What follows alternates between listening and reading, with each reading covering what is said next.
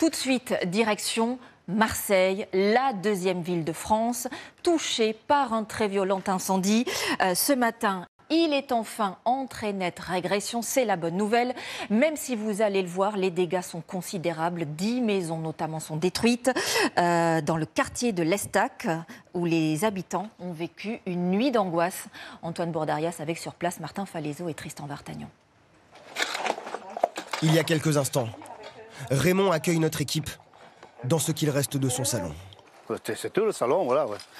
Il y avait mon canapé, il y avait ma télé en face. Hier soir, les flammes ont ravagé sa maison et les 5 d'à côté.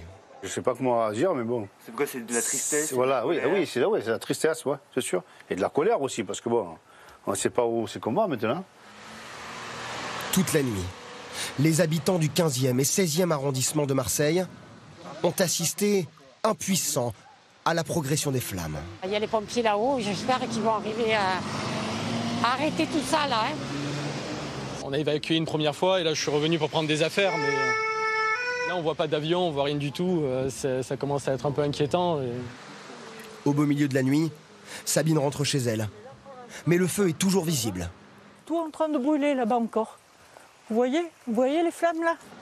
Elle est toujours sous le choc, après avoir vu l'incendie s'approcher de sa maison. Et des moments d'angoisse terribles, je vous assure. Et puis, quand c'est le jour et que vous voyez vraiment les flammes proches comme ça, c'est terrifiant, terrifiant.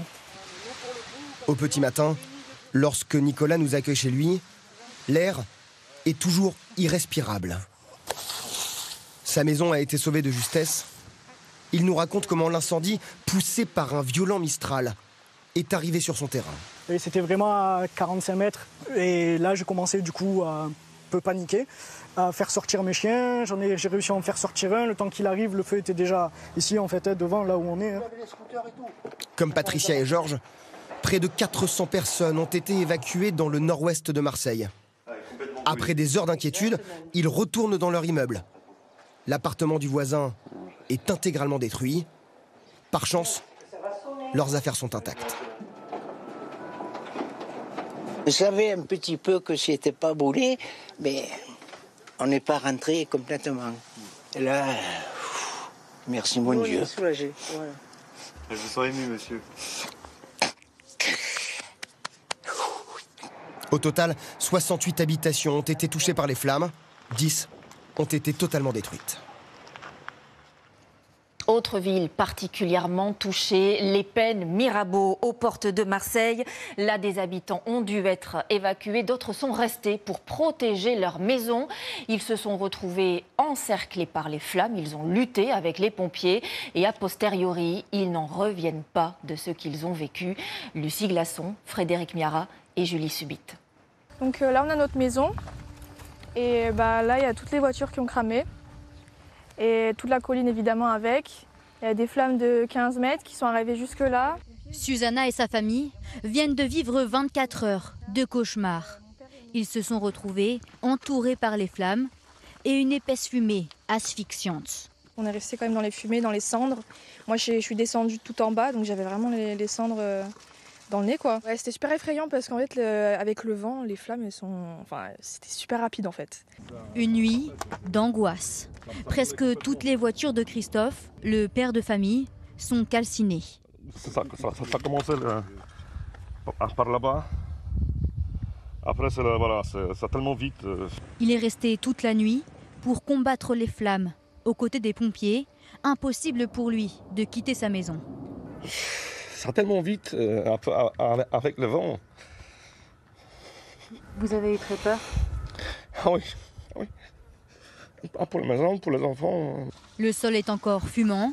Avec les moyens du bord, il tente de noyer les dernières fumerolles. Au Pennes Mirabeau, les pompiers sont sur le pont depuis hier midi.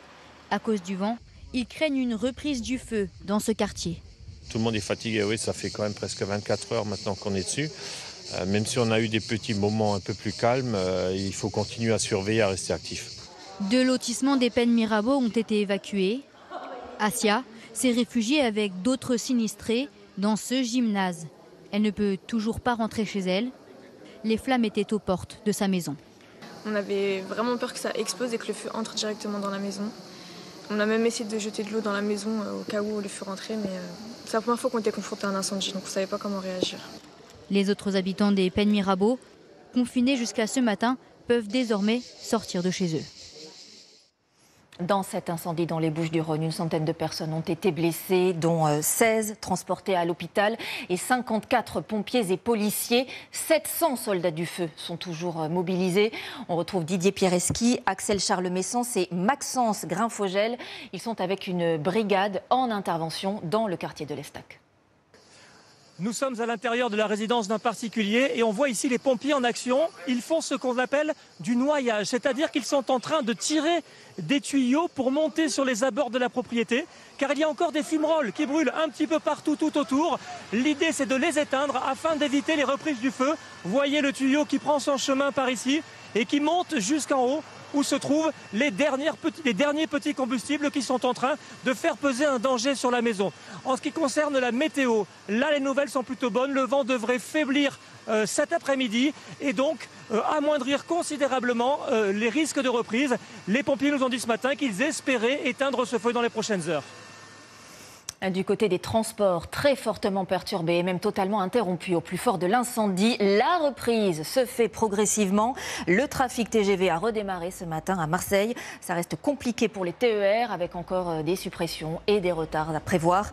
L'aéroport, fermé hier, fonctionne à nouveau normalement.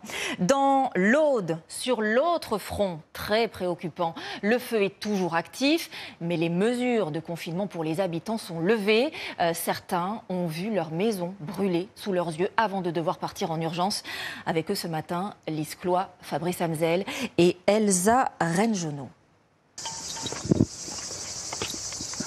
Voilà. 40 ans. Ouais. On est là depuis 40 ans. 40 ans de souvenirs, partis en fumée en quelques heures. Jean a passé sa vie jour après jour à construire cette maison. Il ne lui reste plus que les murs.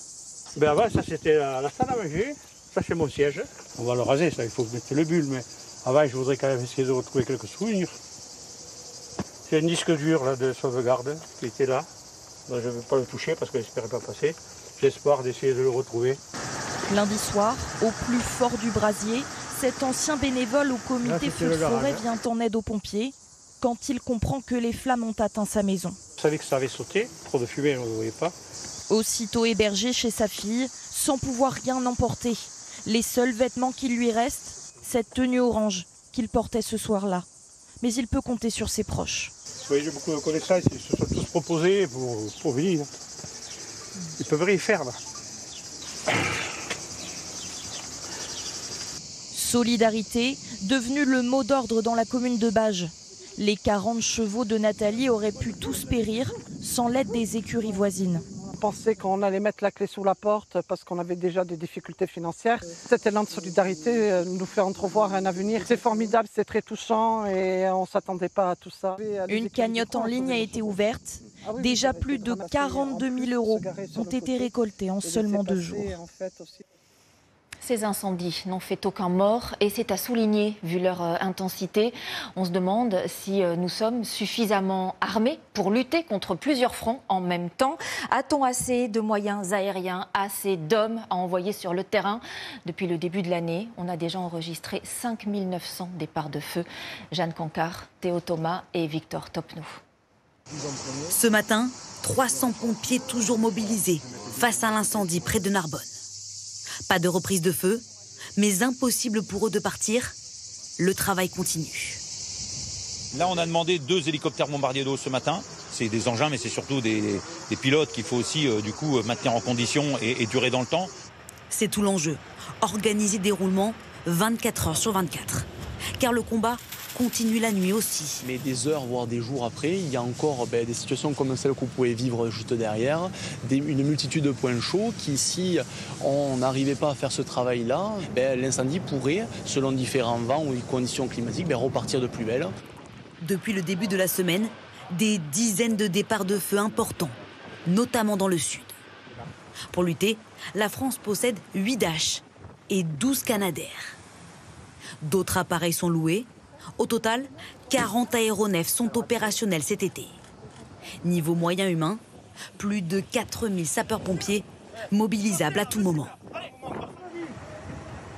Aujourd'hui, le sujet, ça va être l'équilibre et la balance des moyens en fonction de ces feux qui sont multisites. C'est-à-dire prendre la décision de les positionner ou de les engager dans des zones où effectivement il va y en avoir le plus besoin et d'avoir toujours une réserve tactique nécessaire justement pour pouvoir les engager, pour toujours essayer d'appliquer la doctrine d'attaque massive sur feu naissant. Est-ce suffisant? Pour l'instant, oui. Mais si nécessaire, la France peut aussi faire appel à une aide extérieure. Le ministre de l'Intérieur pourrait solliciter l'Europe pour avoir des moyens supplémentaires, des moyens européens, et solliciter d'autres pays qui ne sont pas en difficulté. Typiquement, peut-être les pays du nord de l'Europe qui pourraient engager des troupes auprès des sapeurs-pompiers français. En prévention de l'été, une quarantaine de pompiers roumains étaient arrivés en France la semaine dernière pour un mois. Ils sont déjà mobilisés.